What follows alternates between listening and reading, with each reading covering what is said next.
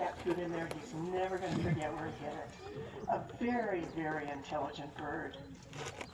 Now you see, they're not very large birds. They only weigh about a pound. But they have a 3.5-foot wingspan. And those wings are long and narrow. And at the end of those wings, you're going to see some feathers that kind of look like fingers.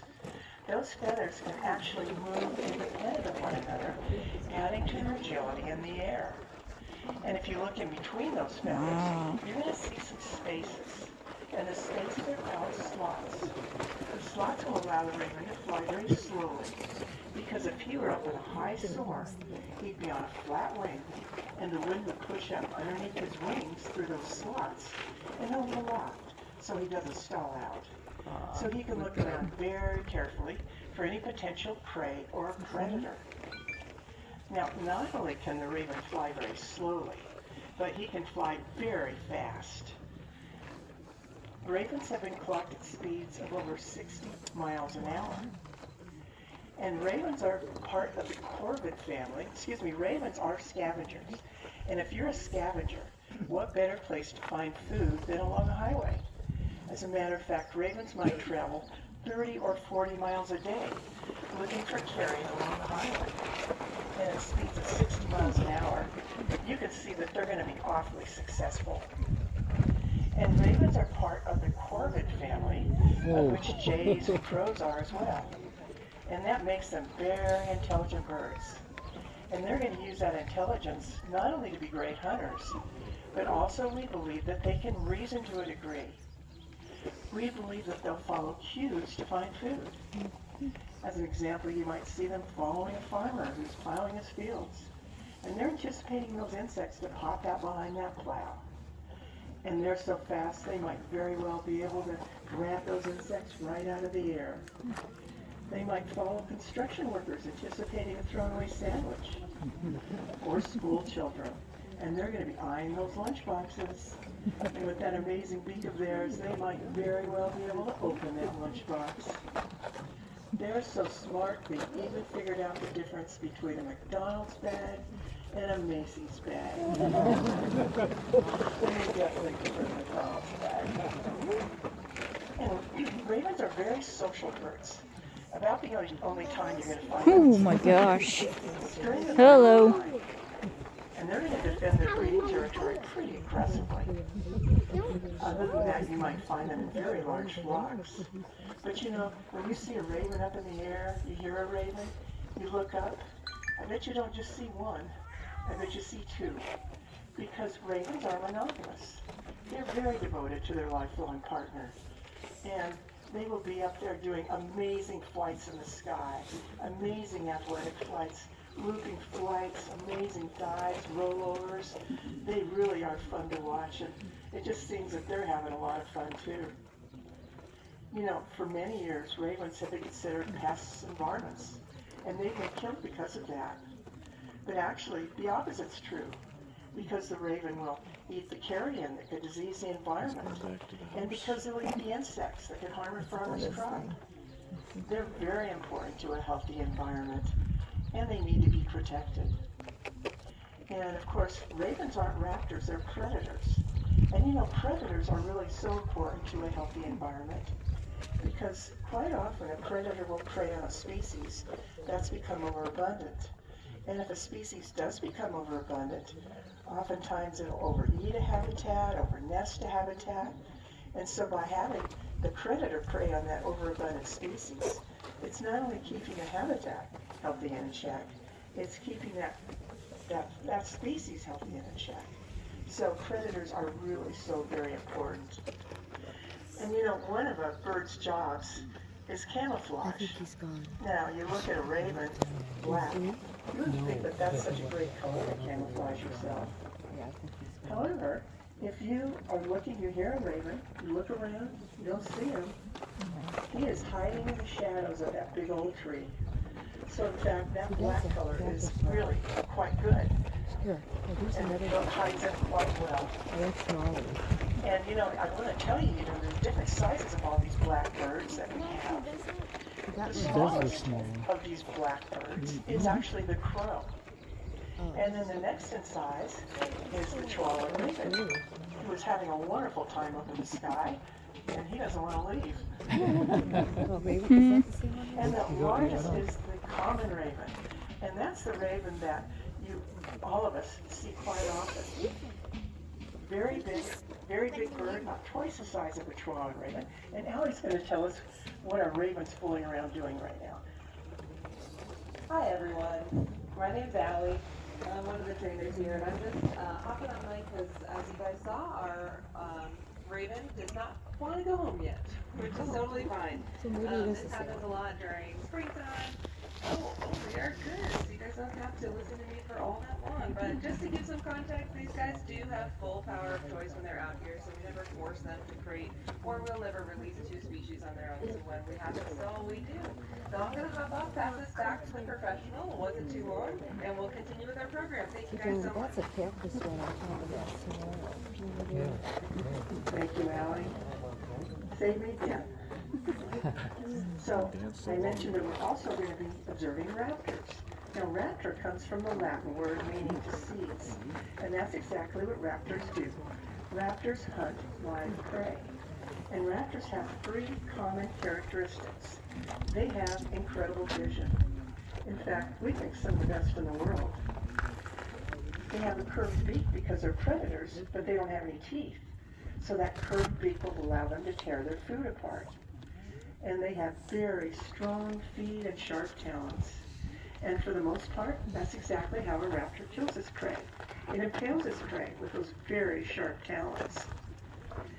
And, it's interesting because you know of all the many raptors that we have in the world. And they all have those same qualities, those same conditions.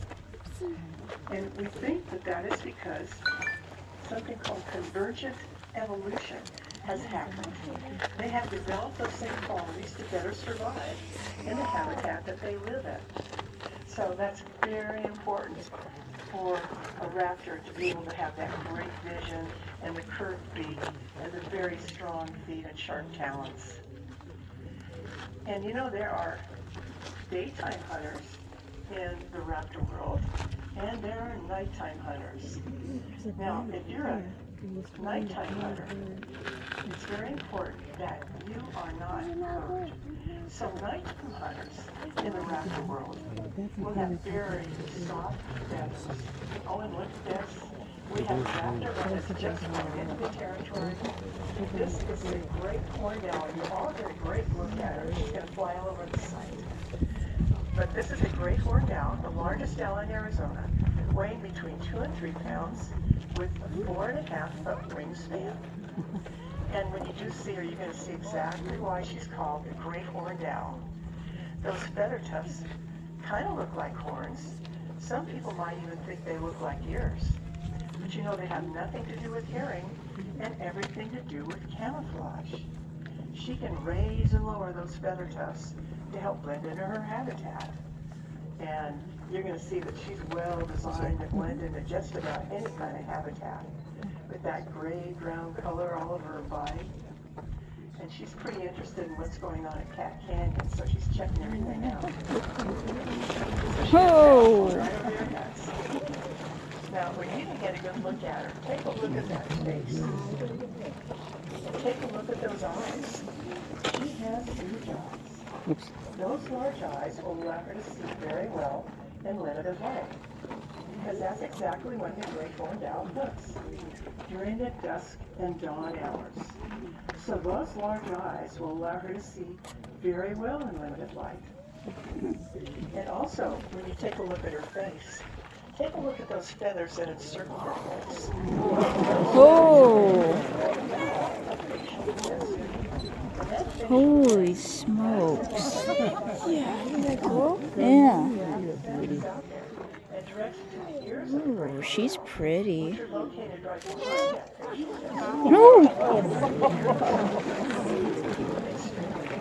Oh, wow. She flies through the 6 days. Love her little Take a look at those feet. paw. She's so cute.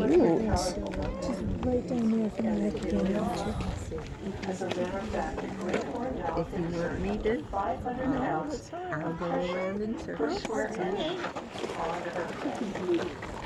So it's easy to see why the great horned owl is known to be at the top of the avian food chain. Wow. But if you're missing your cat or your dog, you probably need to blame the coyotes. Because remember, the great horned owl only weighs 2 to 3 pounds and can only lift that amount of weight. Now, the great Wow. horned owl is very much a generalist. A generalist when it comes to diet and when it comes to habitat. You can find the great horned owl just about anywhere, from plains and prairies to forests to deserts. And one of the reasons for that is because the great horned owl will hunt and eat just about anything, from bugs to birds to reptile, even skunks. Now, even though the great horned owl has a lot of enhanced senses, apparently smell isn't one of them. And the great horned owl is also known as the hoot owl. You might hear hooting, excuse me, to advertise territory.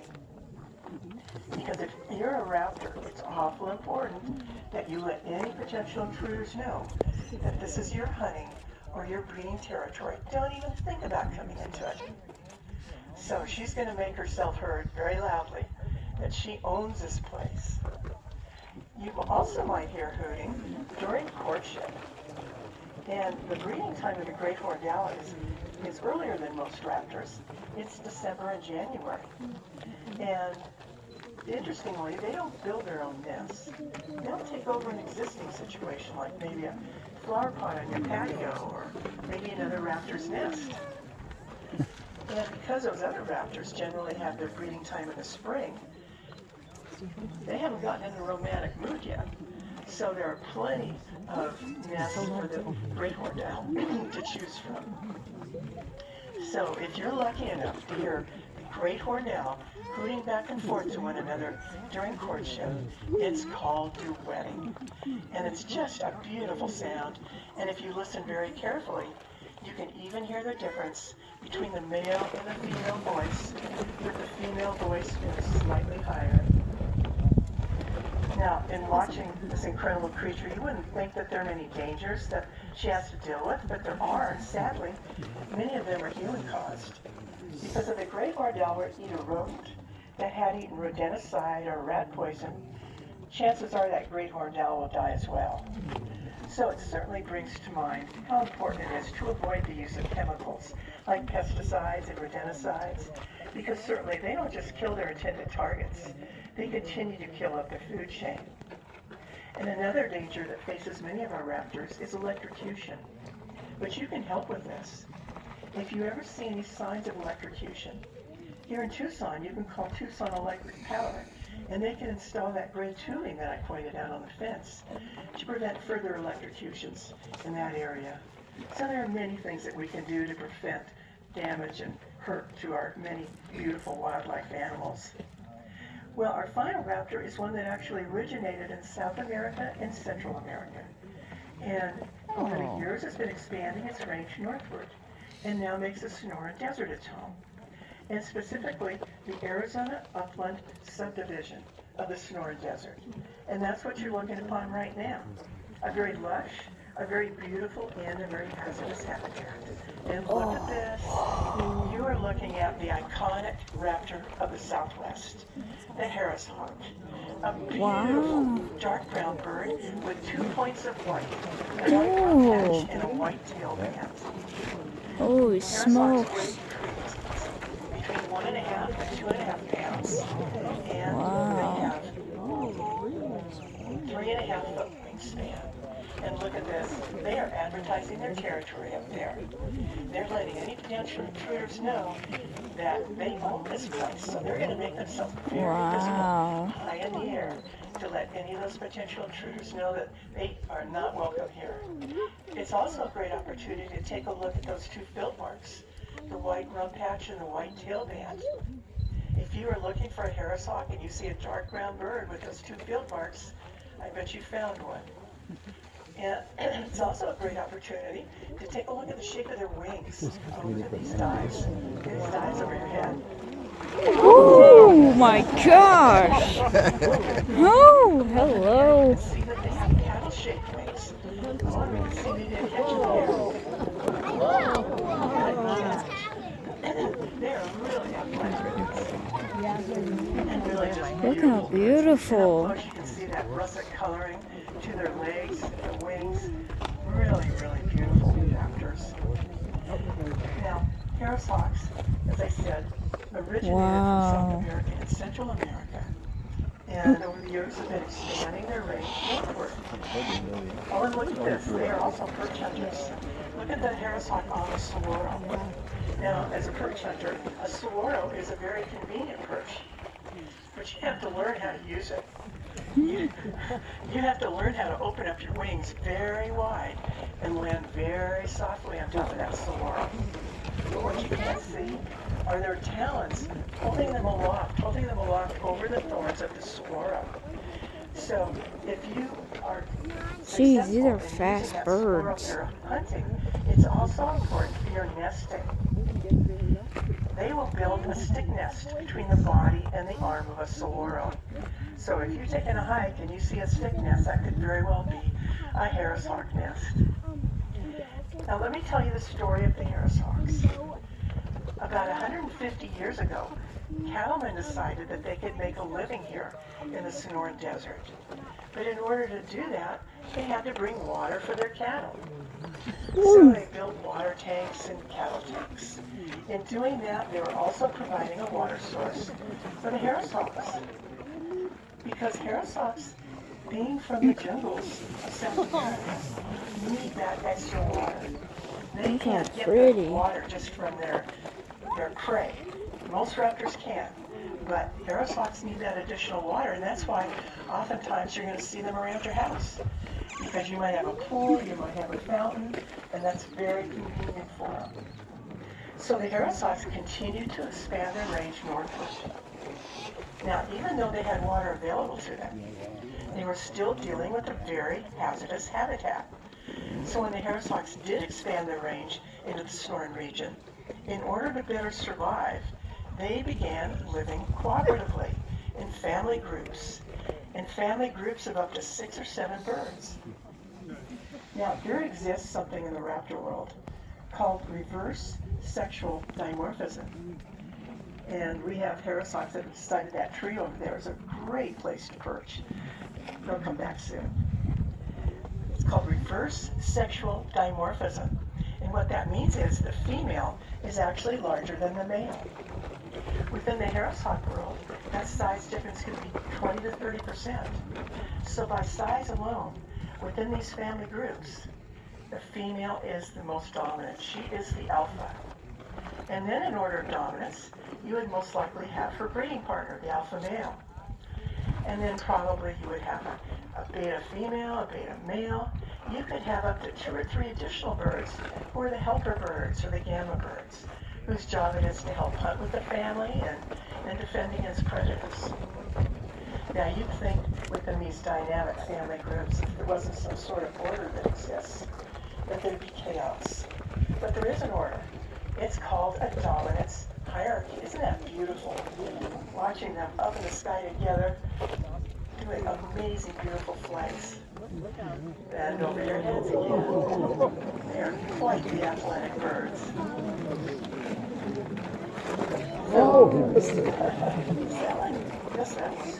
So you might, in fact, you did already hear some vocalizations from our Harris hawks. It's the method in which they keep the chaos out of their family groups.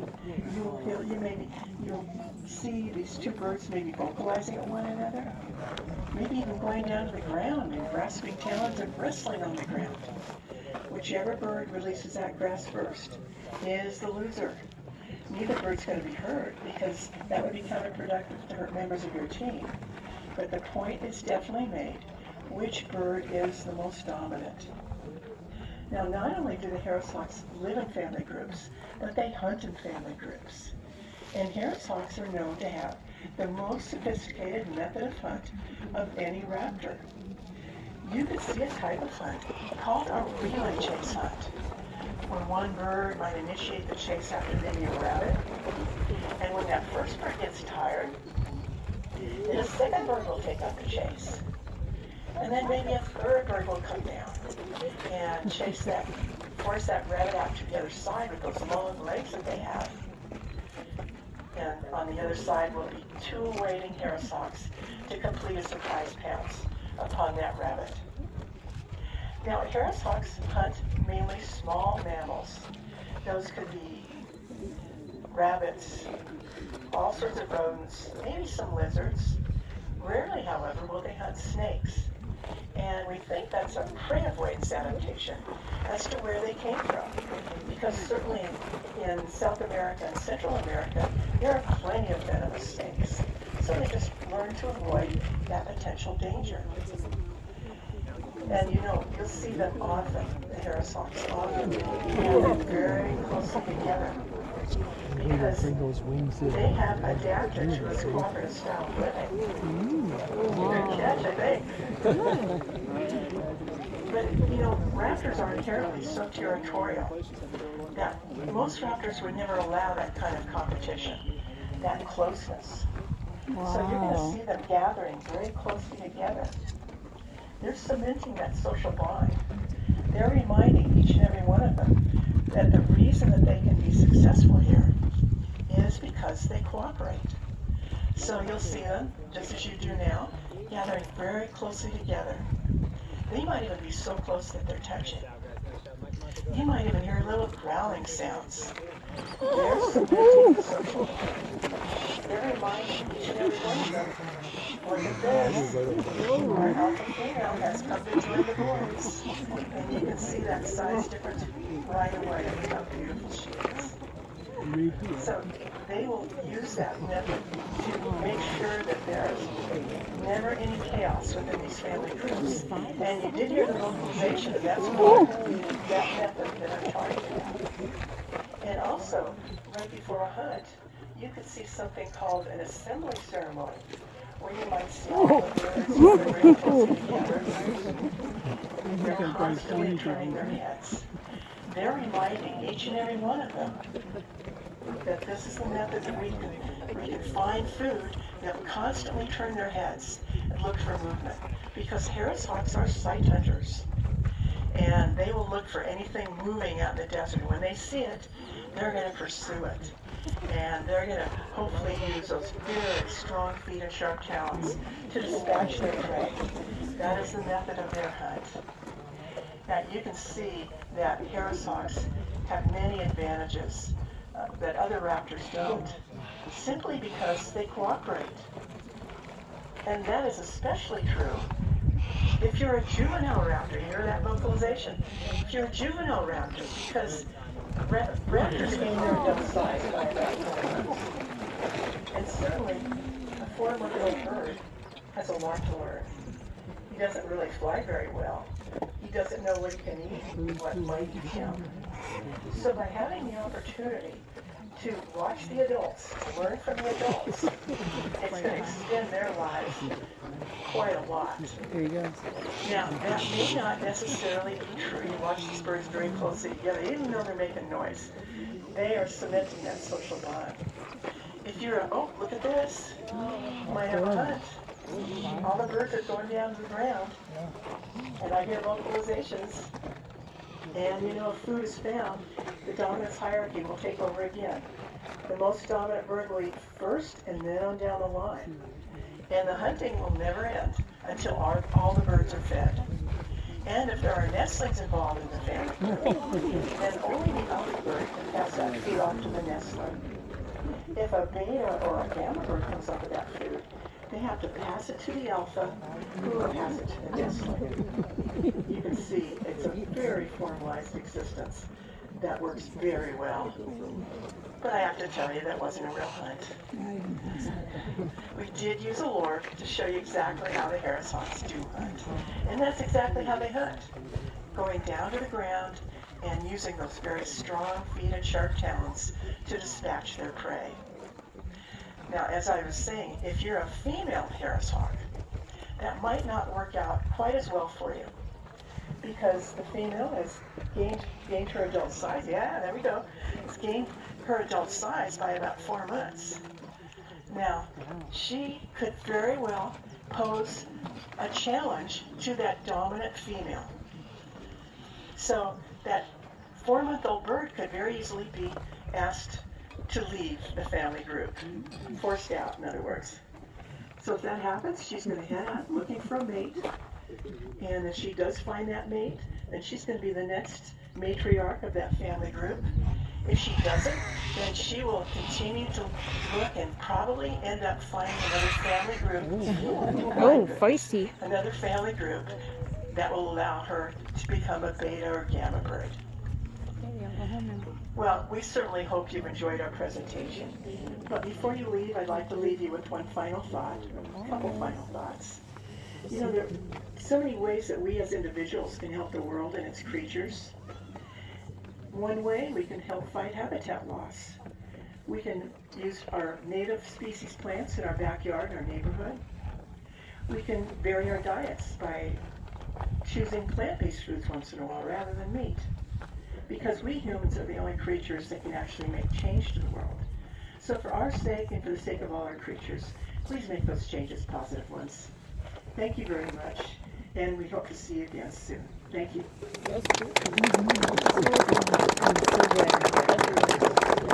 That was insane.